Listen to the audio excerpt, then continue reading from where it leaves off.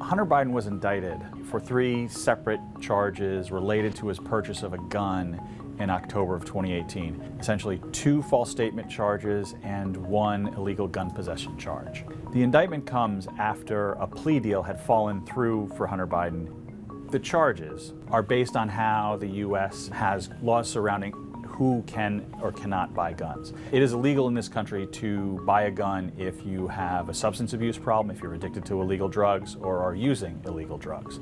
And on the form you fill out when you buy a gun, you have to say, I am not a user or abuser or addicted to illegal drugs. So when Hunter Biden in 2018 buys this gun, he says, I am not addicted or using drugs. That wasn't true by his own admission. He wrote a book later that explained that he was abusing drugs quite heavily at that time period and has since gotten clean. His lawyers say this is an abuse of the law, this is a misapplication of these laws. Hunter Biden's lawyers actually argue that if his name weren't Biden, this would never have been a case at all.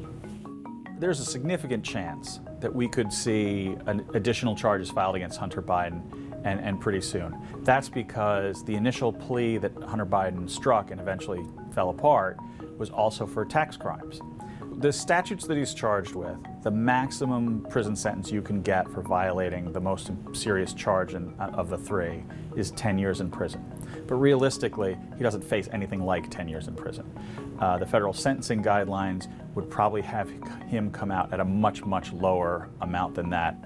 The effects on President Biden, both as, the person working in the White House right now and as the candidate running next year for re-election, it's a little hard to predict. Conventional wisdom would say, well, if someone close to the president is on trial for alleged crimes, that's got to hurt the candidate. I think it's worth keeping in mind that President Trump is the front runner right now for the GOP nomination. He's been hit with 4 criminal indictments in the space of about 6 months. And as he's been hit with those indictments, his polling within the Republican primaries has only gotten stronger. So I don't assume that because President Biden's son was charged with this crime, that is some immediate hit and drain on his electability.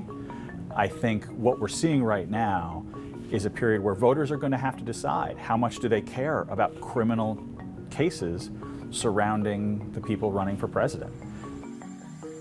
Joe Biden, the president, has really nothing to do with this gun charge. Republicans have sought, since the 2020 election really, to tie Hunter Biden's finances, the investigation into Hunter Biden's finances, questions and accusations about Hunter Biden's finances. Republicans have sought to tie those things to Joe Biden.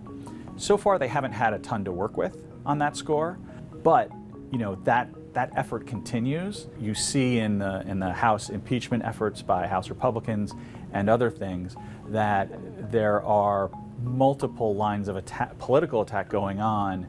I don't think so far you've seen a lot of evidence to back up those kind of accusations, but Republicans are going to keep pushing and pressing in that direction. What we're waiting to see next in the Hunter Biden case is whether prosecutors do in fact file tax charges against Hunter Biden. And if that happens, it would probably be in either Washington, D.C. or California or both. But we don't know yet, and I think we'll see the answer to that pretty soon.